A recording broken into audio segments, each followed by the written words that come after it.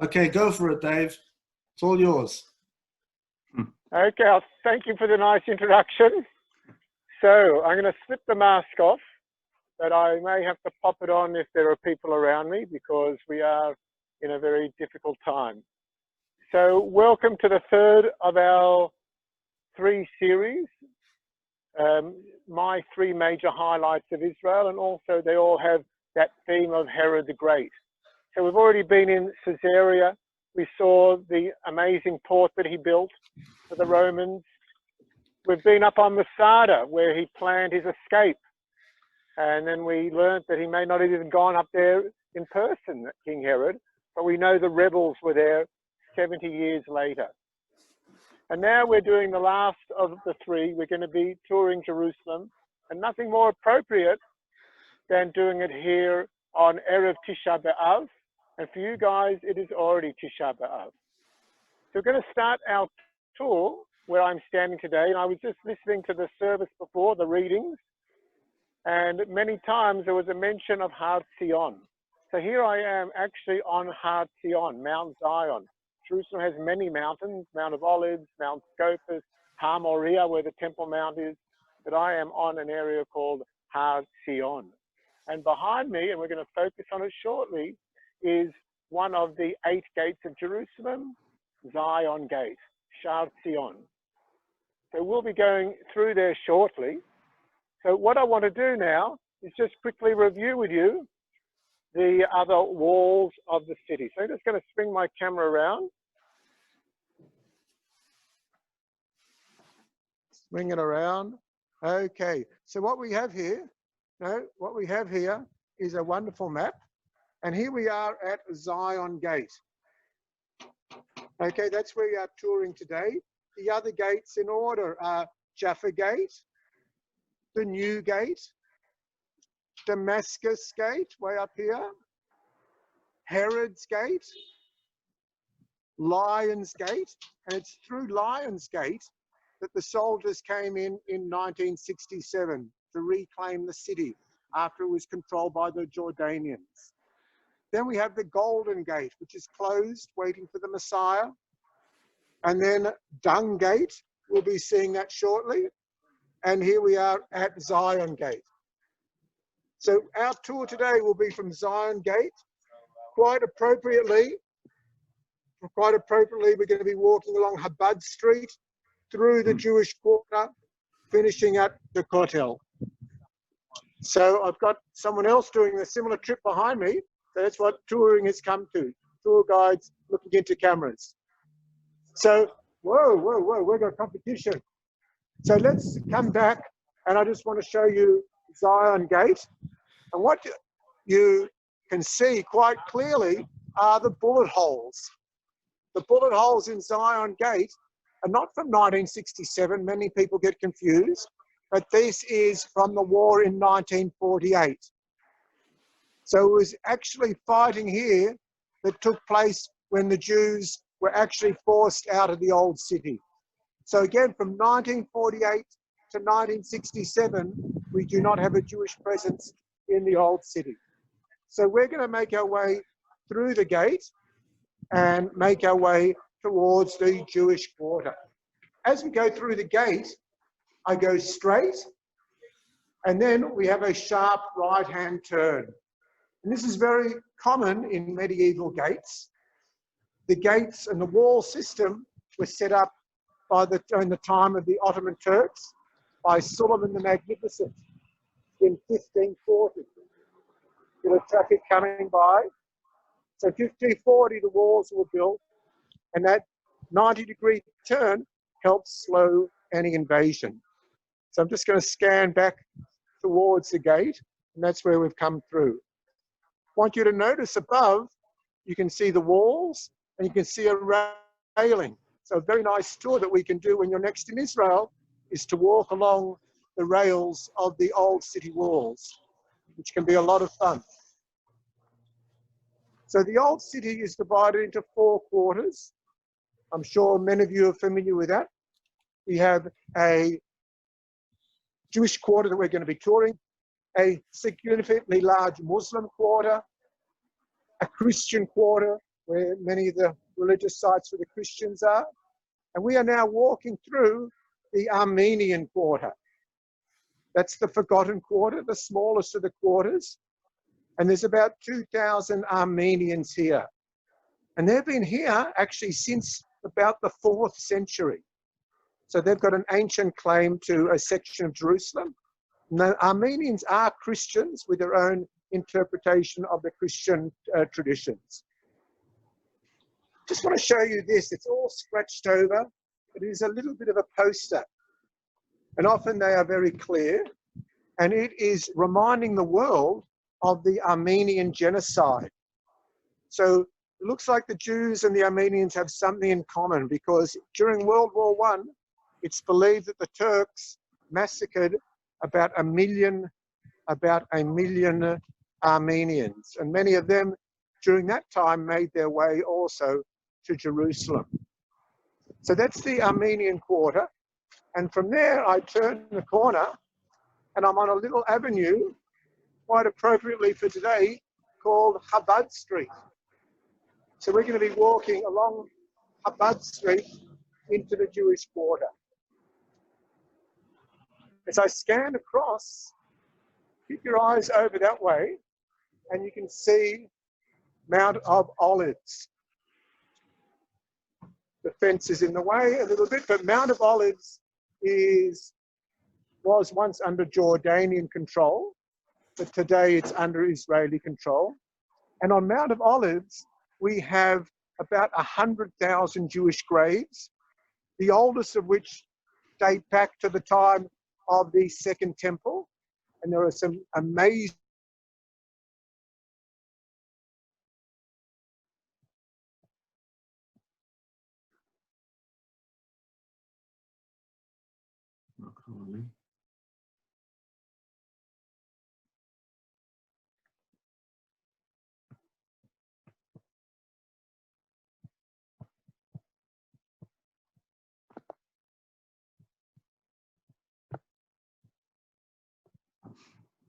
elsewhere.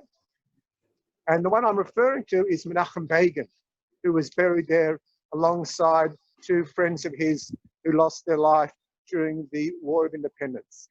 So here we are, on Chabad Street. And as a tour guide, I did a 2-year course where I learned a lot. But every day I'm out in the field, I learned something new.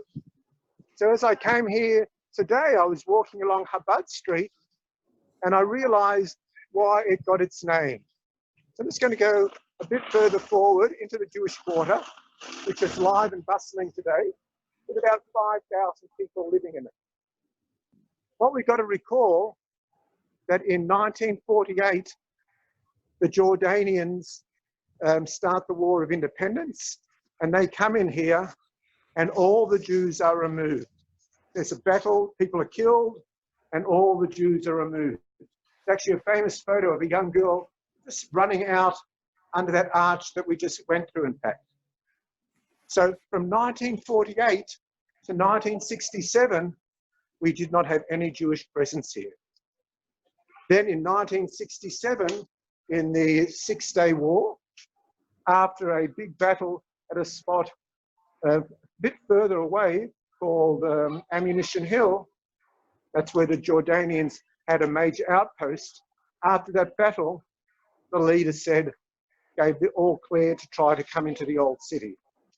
And then we come here in June 1967. So today, since 1967, Jews have returned. We have an active living community. Shalom Australia. Shalom Australia. Shalom. Shalom, shalom. Okay, is that local boys on their summer holidays? So as we tour, and I like as much as possible is to meet and talk to people. So we'll see how we go. We may go over time a little bit, but I'm sure being Tisha B'Av, winter, Corona, nobody really has much else to do tonight. So if we do go a bit over time, that's all right with me and hopefully for you guys. Is that okay? Yes, beautiful. Love this. Hang on. Now, I'm not hearing you in my ear. That's a bit strange. Just say something again. Can you hear us? I can, but not in my ear. Let me just push my button here.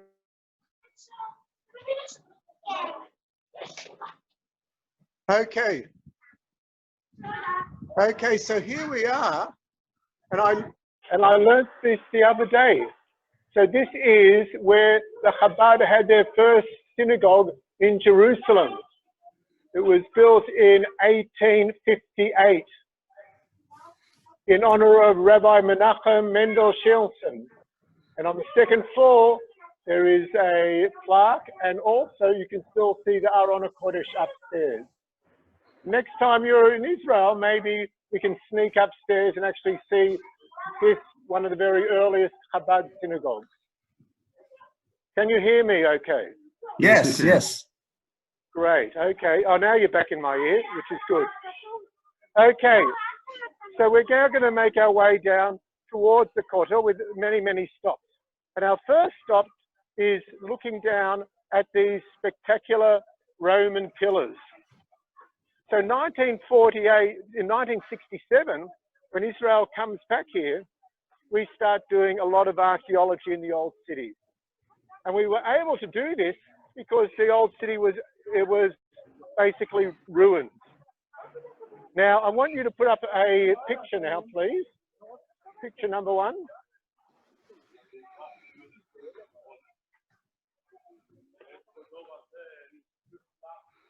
Picture number 1, is it up? Yep, it's up.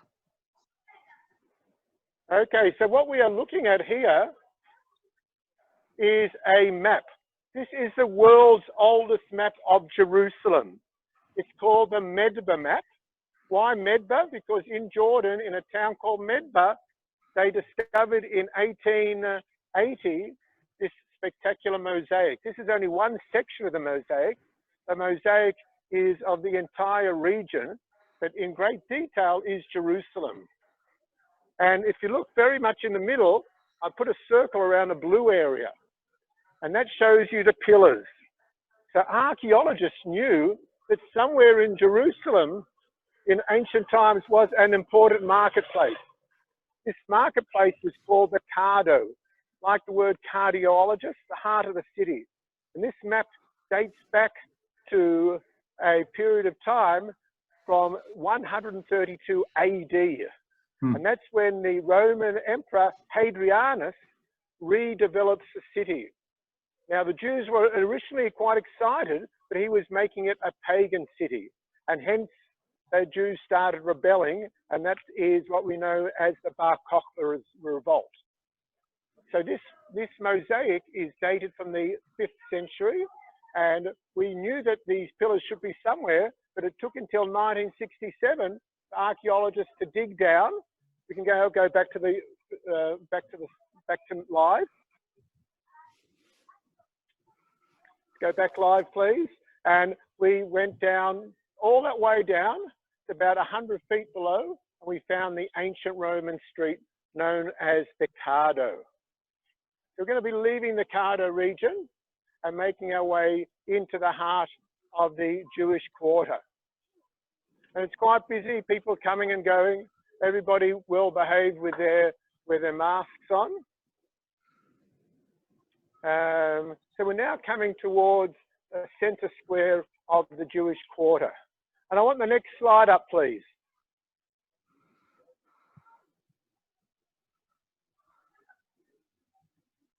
Okay, anybody who's been to Jerusalem in the past would have come to Jerusalem, and your guide, or you would have noticed a very beautiful arch. Now, this arch stood up until about 4 years ago. And the arch stood in the exact spot, and it was actually a part of a structure known as the Churva synagogue. The Churva synagogue was built by the wealthy Rothschild family for the Jews in Jerusalem in the 1850s, and it was the grandest synagogue in Jerusalem. However, the last thing the Jordanians did in 1967, in 1948, the Jordanians, after removing all the Jews, they blow up the synagogue. So in 1967, when we return, what we do is we put up the arch to commemorate that synagogue. And then about 8 years ago, a Russian Jewish billionaire comes and he says, I like it, I rebuild it. And he put millions of his own money in. They found the plans and photos, and it's been returned to its former beauty. Let's see it now live, please. So let's switch back to live. And here it is. You can still see the arch. So this is the very, very beautiful Churva synagogue, the pearl in the Jewish quarter. And it's an active synagogue. You can study and pray there. You can actually do a tour and go right up on that balcony. And there was traditions that during Simchat Torah, the people would dance around up on that balcony. So let's come down to the main square. And during Jewish holidays and festivals, there's always a lot of activities here. In and around here, we have many yeshivot and also michlalot for Jewish girls. And what happens late at night here, so you have boys from Melbourne, from Sydney, from Toronto, from Canada, from all over the world studying in yeshivot here in Yerushalayim. And you have girls doing the same. And I've been here late at night, and on the benches, you can see a little bit of interaction going on and some love being created. And then there is always the dilemma. Do we make our home in Toronto? Do we make our home in Melbourne? Or do we stay in Eretz HaKodesh? Now, if this story is very true for anybody in the audience, do let us know. Just type it in if you actually met while living in the Jewish quarter. In the center of the Jewish quarter, we have a spectacular menorah. And again, this is another wealthy Jewish Russian. His name is Vladimir Rabinovich. And he has made a golden menorah, as described in the Torah, that was made in the time of the Exodus and that stood inside the temple and has since gone missing. So this is a menorah made out of gold according to the descriptions, with the beautiful engravings signifying the almond blossom. Now, if you can put up the next slide, please.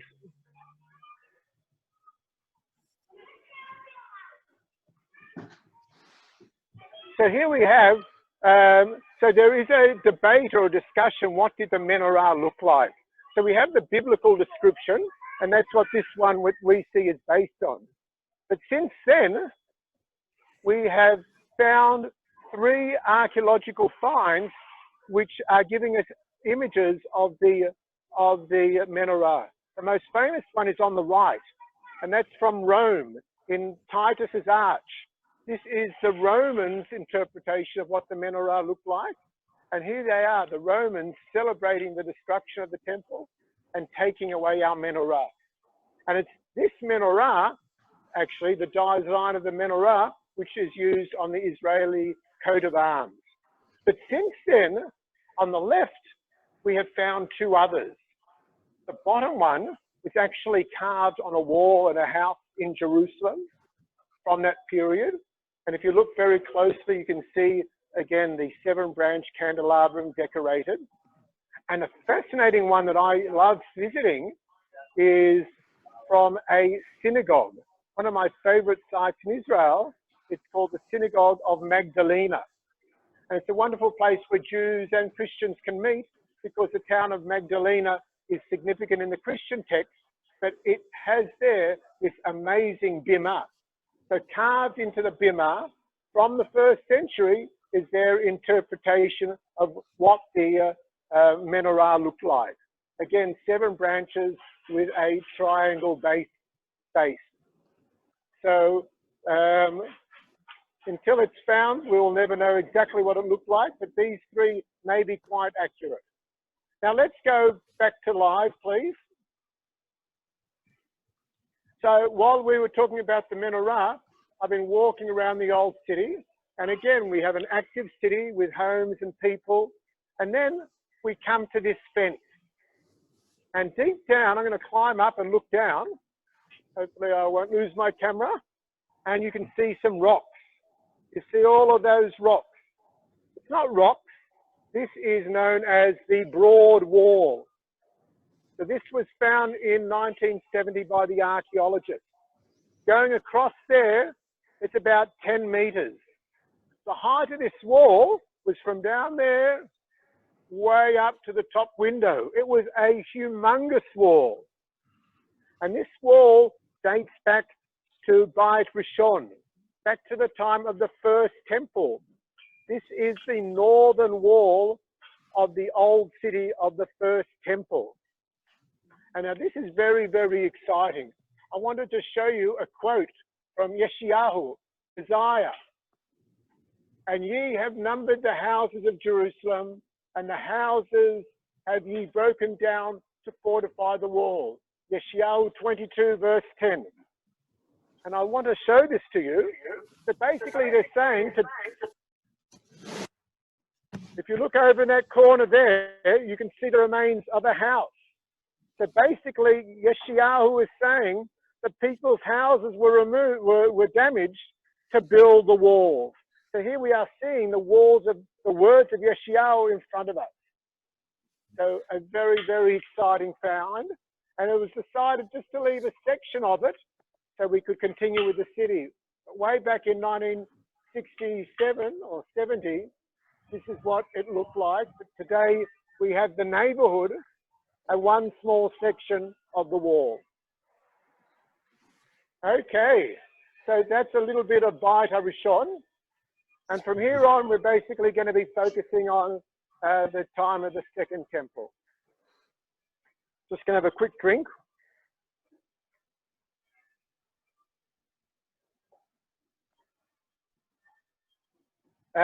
Surprisingly, there's a fair bit of traffic. Israelis, again, no tourists. So normally these streets are full with tourists, but no tourists here, just locals and visiting Israelis from all over the country here for, actually for Tisha B'Av. I always pause in this shop just because of the view of these drawings. Interesting, they've got the light here. So we're going to be focusing on the period of the Beit HaMikdash. Can everybody see that quite well? Yeah. Yes, we can. Okay, so this is the Beit HaMikdash at the time. We are looking at it from the western side, from the western wall, and we're in this neighborhood here now. So the western wall is almost 500 meters long. And then at the very center is the Beit HaMikdash. In fact, it's not really at the very center, it's closer to the western side. And that's why the western side has become so significant for Jewish prayer. I could take you to the eastern, I could take you to the northern and to the southern section, but Jewish people are trying to get as close as they can in their prayers to the Holies of Holies, which is on the western side. So in a little while, we're going to be heading down there, and we're going to be focusing on this corner, and then over at the main prayer section. So let's start making our way down.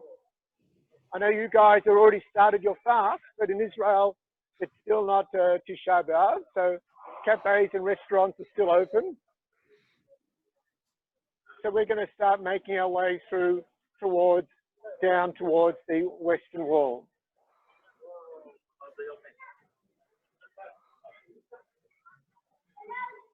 Lots of gift stores selling lovely Judaica. Here we have Hanukkiyot, not to be mistaken for menorot. So Hanukkah has 9 branches, the menorah obviously 7. And also in the gift store, we have the Aron HaKodesh, made by Betzalel, designed by Betzalel. And that's what was carried by the Jewish people and then later housed inside the Beit HaMikdash. So we're going to start making our way down towards the western wall, and also we're going to be visiting the Davidson Center. So we've got ice creams, hamburgers, falafels, plenty of great kosher food here in the old city. And for all those who like their bagels, a very famous joint, the Holy Bagel. Not as good as Glick's. So I always look forward to getting to Melbourne for Glick's bagels. I'm just going to show you something that I like. Again, there's a pizza store in front of us. And this is very heartwarming. They're closed now because of the virus. But I just want to show you this sign. It's a bit covered over, but it's basically a sign saying, if you're a soldier, many soldiers come here on field trips, learning about Jerusalem, and plenty of soldiers have some pocket money in their pocket, but there are some soldiers from poor families, and the guy here in the falafel store, he is saying, if you're a soldier, feel free, I will feed you. So if all the other guys are stopping to get a burger and a snack, he will give you a falafel or a hamburger too. So when you're next here, it's worth going by to Papa's for either a falafel, a hamburger, a shawarma, and he has a Teudat kashrut, don't worry. But again, currently he's closed. So we're going to start making our way towards the Western Wall. I'm sure many of you have done these stairs. Today, they are renovating because finally they're going to make an elevator. So it's a bit noisy, so I hopefully you can hear me over the noise. Can't hear the noise, Whoa, really. plenty of noise, so just bear with me as we make our way down the stairs towards. So, whoa, the workers are busy here. Whoa. So hopefully they'll get a lot of this done over the Corona time. So when you next get to Israel, if you require, you will be able to get an elevator down. Just going to pause in here, just looking through the glass. This is a whole neighborhood. Well, it's pretty tricky, but you can see some ruins in there. And that is the whole Jewish quarter. It was in this section, they found that menorah carved in the wall. Let me get my camera out from in there. Okay, so we are now following these gentlemen down. And in the distance, we can see Mount of Olives. And hopefully I'll get away from all this noise.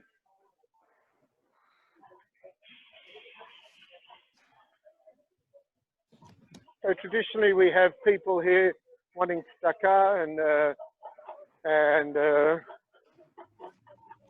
so let's make our way down. So we're not too far from the Aisha Torah Center, which is a wonderful place to study. And then we come around the corner, and here we have our first views of the Kotel. And I'm very glad that some people managed to send their messages to Rabbi Groner, and I have printed them up, and we'll be putting them in the wall when we get here. So I just want to pause here because this is one of my favorite views of all of Israel. And we are looking in the distance, you can see the Mount of Olives with the graves way up high. And then we have the Western Wall from the very southern corner, scanning across to the traditional prayer center and the Golden Dome of the Rock. And that's where we believe stood the magnificent temple, which was renovated by Herod. So we're going to make our way down. Tonight and tomorrow, we're going to have thousands of people here. But today, it's still not quite Tisha B'Av yet. So hopefully it'll be relatively quiet when we get down to the wall. So we're going to make our way down a bit lower towards the Davidson Center. And it is a wonderful archaeological park, which is actually going down lower, going right down to the Roman street of the time. So just give me a minute. We're going to take the stairs down, and that's the general direction. We're going to be going straight down that way. Guarding, we have the police. They're doing a fine job protecting us all in these difficult times.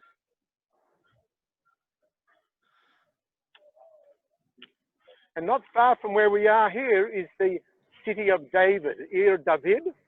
So again, you can combine the old city and Ir David when you come to Jerusalem in one day. We're going to take these stairs down towards the Davidson Archaeological Park. Does this look familiar to many of you? I'm sure many of you on your visits have taken these stairs and followed this route. But for everybody else, hopefully it'll be something you'll do once the world returns to its regular state where people can travel. So we are now approaching the Davidson Archaeological Park. It's a paid site, but being a tour guide with my tag, get into everywhere free. So the woman here, oh, nobody here? Okay, so we're going to make our way in. Just going through an indoor section. Here comes the guard. Anishma, Madrich. He wants to check my temperature, so I have to go back. This is a part of the situation here. He's just going to make sure I don't have a fever. 1 second. Ken. He's checking my temperature. What am I? And I have to sign in even. So if there is an outbreak. No? David, Cherny, Hatimat. Okay, so we're going to go through the entrance into the park. So the park has some amazing archaeology, but also they've set up some nice displays. So when we get to the Kotel, we see that it has giant. One thing that many people wonder is how on earth did the engineers and the builders at the time move the rocks? So what they have on display here is some recreated engineering equipment, basically. And the Romans, who Herod had their technology, was using some quite advanced systems. So here we have a wheel and a pulley, and it can pick up a significantly large rock.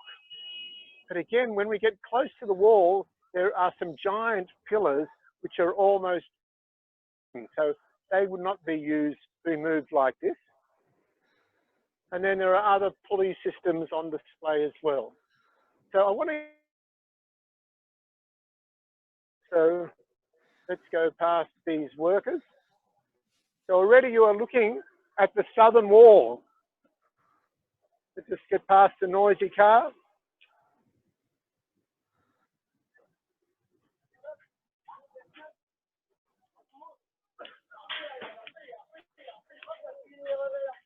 Okay, so we are now walking parallel to the western wall, just about 30 meters south. So what we are looking up at is the southern wall, and then we're looking along the western wall. Now, 5 years ago, or not even 5 years ago, 3 years ago, the security cameras caught at 5 a.m. a huge boulder fall out of the wall. They have cameras here 24 hours a day. So since then, they have now been in this section, just checking the stability of all the wall. So I want you to look up and see the scaffolding. At the very top of the scaffolding, I want you to see that there's a little bit of rock sticking out. The wall isn't totally flat. So we are at the southern corner. So this is the very southern corner. That's the southern wall, western wall. We are at the southern corner, looking up. And looking up, way up there is a little bit of rock sticking out. I want to go to the next slide, please.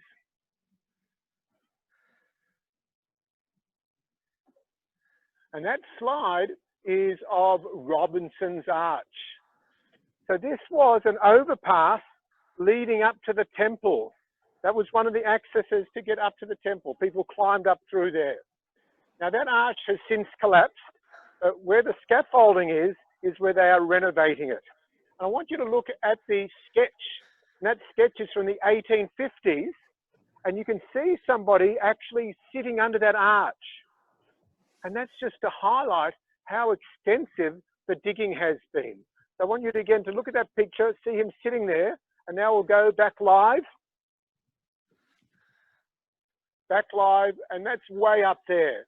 So over the last 50 years, we've dug all the way down till we meet the Roman street. So this is the Roman street, and above us is access to the temple. Here's just another diagram here showing people walking along here. And down here was actually a marketplace, and it's been described by Josephus Flavius, and it also even gets mentioned in the New Testament. So amongst all the rubble here is this one very, very exciting stone. So this stone would have come down from way up there, from the very top corner of the temple. And this is super exciting. I know in many communities around the world, at about 4 o'clock in the afternoon, they sound a siren to let everyone know Shabbos is here. And this tradition goes back from the time of the temple. Here we have the man blowing the trumpet to announce the Shabbat is arriving. And he stood on the very corner, the southwestern corner, to blow his trumpet. And we know he stood there because we found here, down exactly where we are, it's written in Hebrew, Lebeit HaTakoa, the place to blow the trumpet. This was found here. This, in fact, is a recreation of the actual piece. The actual piece is in the Israel Museum, a spectacular collection of archaeology there. But this is how it was found on this piece of cornerstone, and it was way up high on that southern western corner. Are you there, everybody? Yes, yes. So that's a huge wow. I need a few wows every so often. Wow, it is unbelievable. I remember seeing Okay. it in life. I remember being there. Okay, so we are now at the corner. This is the western wall. This is the southern wall. Western, southern. We are at the corner. Now, I just want you to look at some of these cornerstones. Let's just focus on this one. It goes from here to there. It's about 1.5 meters. And then along the southern side, it goes and goes and goes and goes. It's about the size of half a bus. And again, they estimate these giant stones weighing in excess of 200 tons. Cool.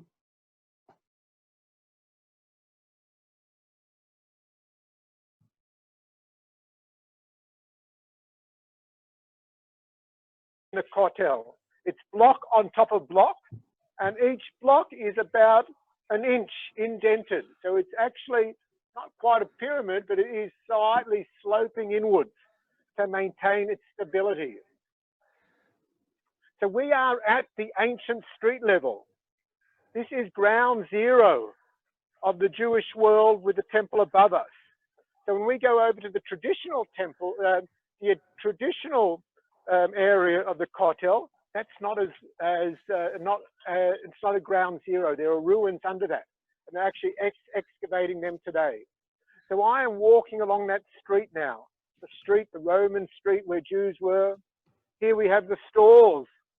There were money changers here because some people wanted to buy a sacrifice.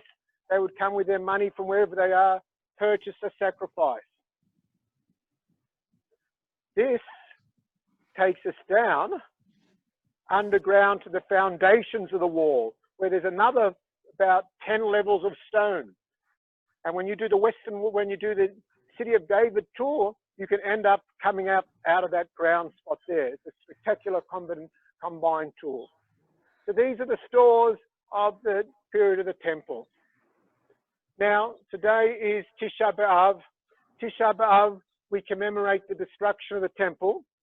And I can't think of anywhere more significant to be than where we are now. I'm getting goosebumps, and I'm here, and hopefully it's impacting you. This is it. This is ground zero. This is Tisha B'Av. These are the giant Herodian rocks which came tumbling down from up there as the Romans started destroying the temple. Again, all this was covered by debris and only discovered in the last 40 years. But I call this ground zero of Tisha B'Av. You can see even this piece of pavement. So these pavement blocks were jarred as the rocks came crashing down on that very, very sad day of the destruction of the temple. And as we all know, or I didn't highlight, all the stones of the kotel have a frame, and this one also has the traditional frame.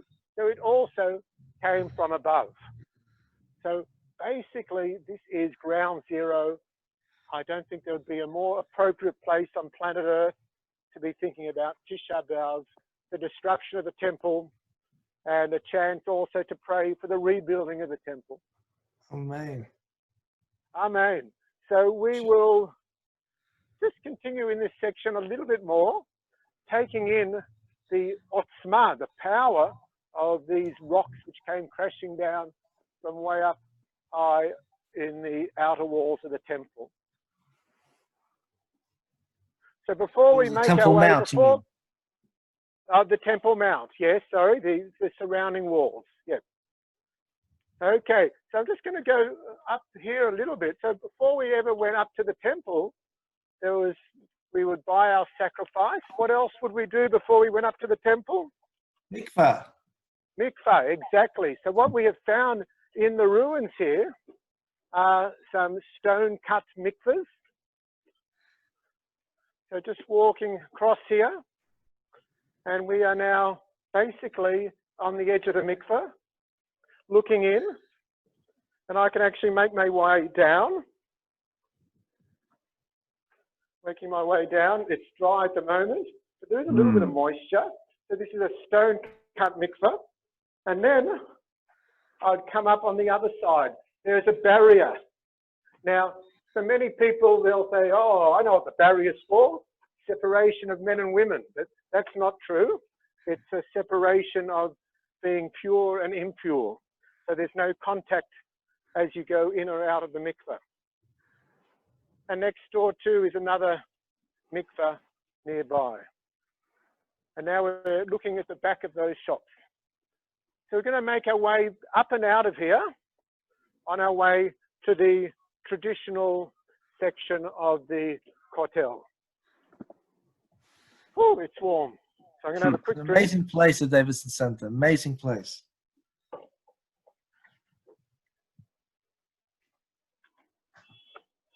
There's a balcony up here. There's a balcony up here.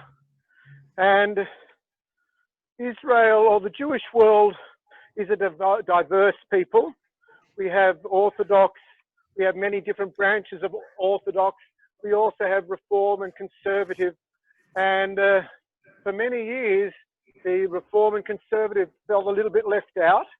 So Natan Sharansky, the very famous prisoner of Zion, he came up with the idea that they can actually run services up on this balcony. So they are in this section now, so they can do their services with their mothers and daughters more involved. Again, each to their own, in my opinion, but I think that is a nice compromise. Occasionally, I'll hear the Reform and Conservatives say, oh, we've been pushed aside. But I tell them, in fact, you guys have got the better side, because they are really on ground zero of that period of time. So that's what those tents are over there. And often in the summer months, you'll have families from all over the world having their ceremonies there. So I'm going to make our way out of the park, and then we'll go through security and into the traditional kotel site. And again, we can see the walls. And just next to the walls here is the dung gate. Dung gate was mentioned from the time of the first temple. It is the lowest part of the city. And it was through the dung gate that they believed the carcasses and the blood and the dirt was sort of from the temple flowed out into the valley, the Gan Hianon. And again, we've got some beautiful yeshivot in front of us. So we came from there in the Jewish quarter.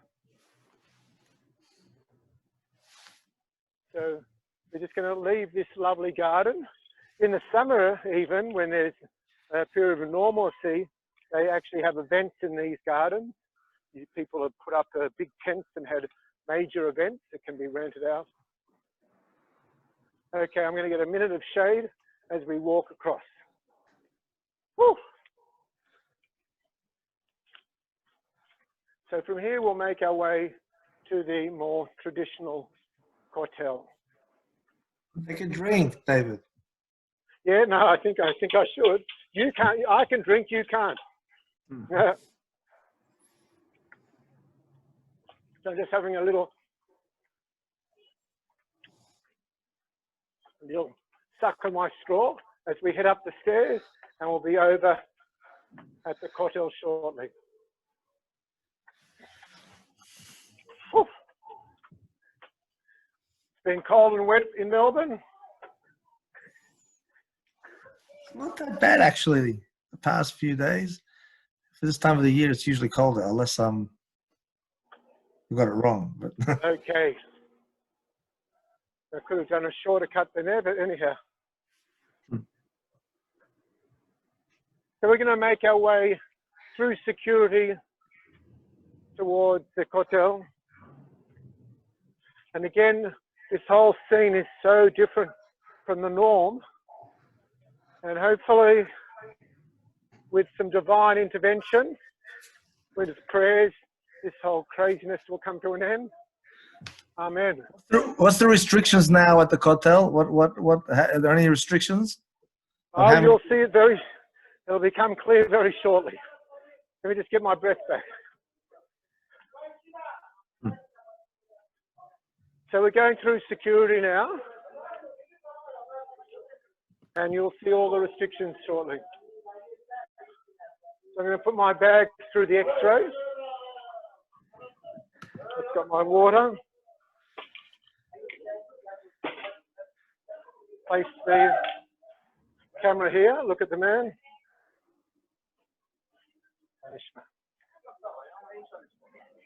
Okay, I'm through security.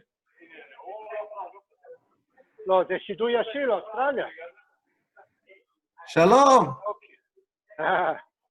Okay, let me just reorganize as we make our way towards the kotel. Now it's open, there's a lovely breeze. So today is Erev Tisha B'Av.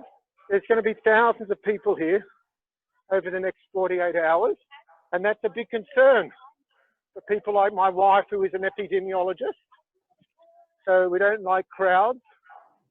So what they have done here, they have made these pens, little barriered areas, and each area can only have 20 people. So we're actually coming in from the south, which is the ladies' area. And during Tisha B'Av, we sit low. So they put down these stools, and you can have 20 people in each pen. So we are at the ladies' section. This is way back, because we're going to have many, many people here. And now we're going to focus towards the wall. And down at the wall area, as you can see, with the white sheeting, there are these pens set up. So it's early afternoon, but the big crowds will start coming in this evening, and there'll be ushers here making sure that in each area there are only 20 people. So this is the women's section. Women are better at walking backwards from the kotel. So there's a tradition, we always walk backwards from the kotel. We don't turn our backs from it. At the men's side, you often see men doing it, but I always notice the ladies are better at maintaining that tradition of not turning your back on the kotel. So that's the ladies section, and then I will go over and we'll go over to the men's area. And again, there's very few people because I suppose anybody who's planning will either come this evening or sometime tomorrow. So again, we have the pens, and there'll be ushers here making sure, counting how many are in each of the zones. So something that has never happened before. It's a whole new world that we're trying to still make this very special place accessible to as many people as possible. So this is the men's section, fenced off. Wow. So different. But again, this is behind the area, behind the main wall. We'll go over to the main section. People wash their hands before they approach the kotel as a symbolic type of mikveh, cleansing. So let's make our way towards the kotel. I'll grab myself a kippah and take off my baseball cap.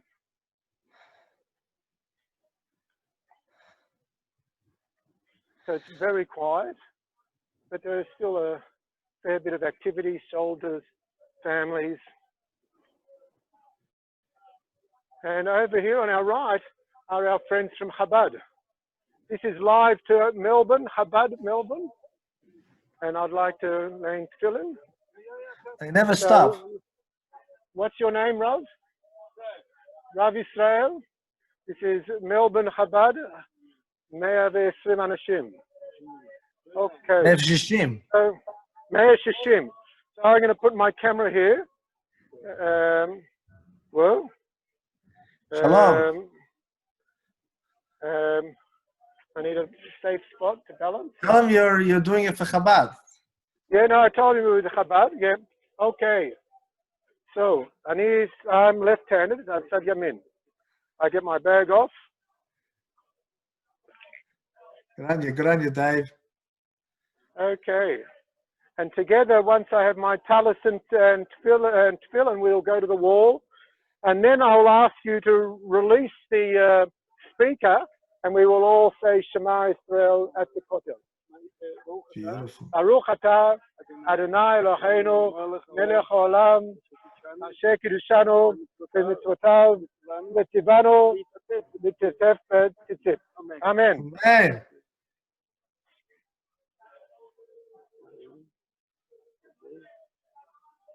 You're a righty. I'm a righty, so I'm a lefty, so it goes on my right hand. That's right. I don't have my set, which I got from my father, but I'm relying on Rav Israel. Is your father on? Yeah, I think my dad's there. So hi, Dad. He's a regular now.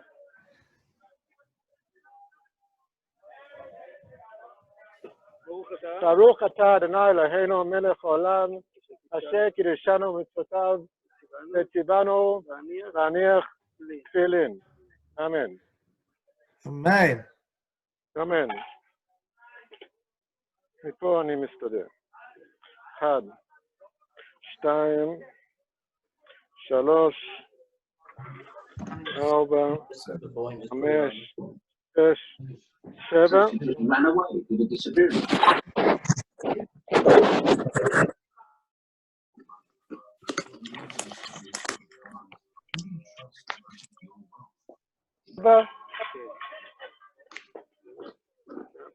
ברוך אתה אדוני אלוהינו מלך העולם אשר קידשנו במצוותיו וציוונו להניח על מצוות תפילין. אמן. עכשיו את השדי ביד. יש כל מיני מסורות. Forget those bulky, heavy sewing machines. The Starlight Fast Sew is the smallest, most portable sewing machine that works faster. אוקיי. אני אעשה את התיק פה, זה בסדר? זה כמה דקות? אוקיי, תודה רבה. אנגלית. אוקיי. Okay, so we're going to go down to the kotel. Baruch atah Adonai Eloheinu melech haolam asher בחרנו מכל העמים ונתן לנו את תורתו. Baruch atah Adonai נותן התורה. Okay, let's make our way down. And I'll see you later. Shama. Okay. Okay, so we're going to make our way down to the kotel. I'll switch the camera around. 1 second. Okay, so again, we've got all the sections divided up. We have minyanim all over. We're going to go to the main section. We're having mincha here. You can hear mincha all over.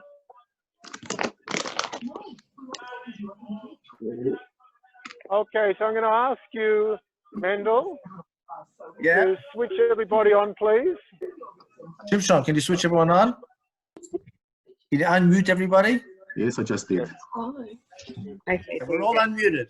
Okay, I have your note, everybody. I'm putting it in the kotel. The notes that Together people. we will say Shema. Everybody together. Shema Israel. Israel. Eloheinu Adonai Echad. Hashem kivod malchuto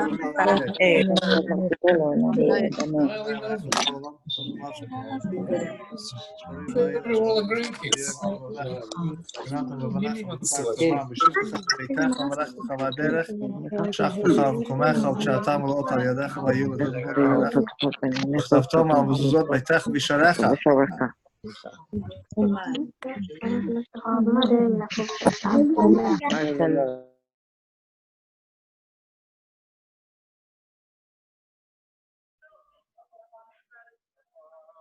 Okay.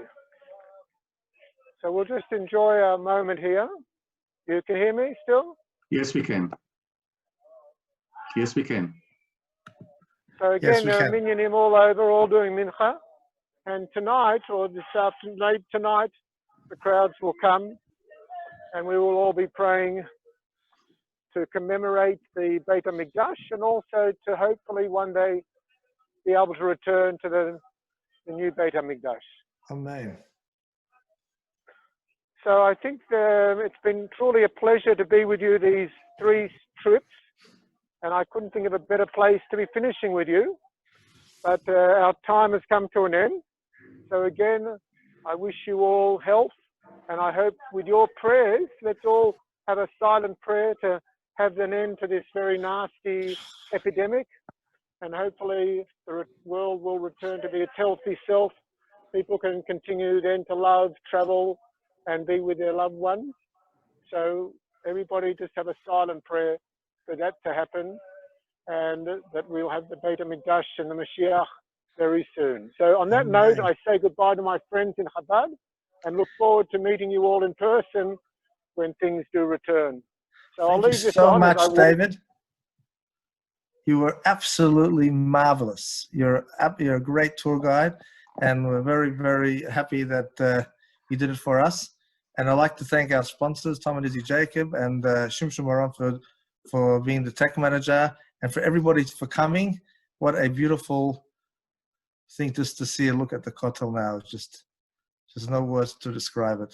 On the night of Tisha B'Av, maybe be able to see the full glory of the third temple soon.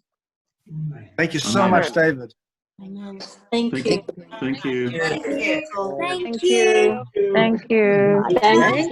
Thank you. Thank you very much. Thank you. Thank you.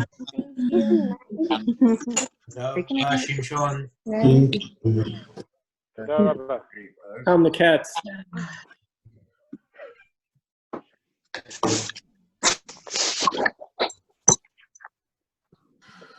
A 133. Leanne Pierre has been at all.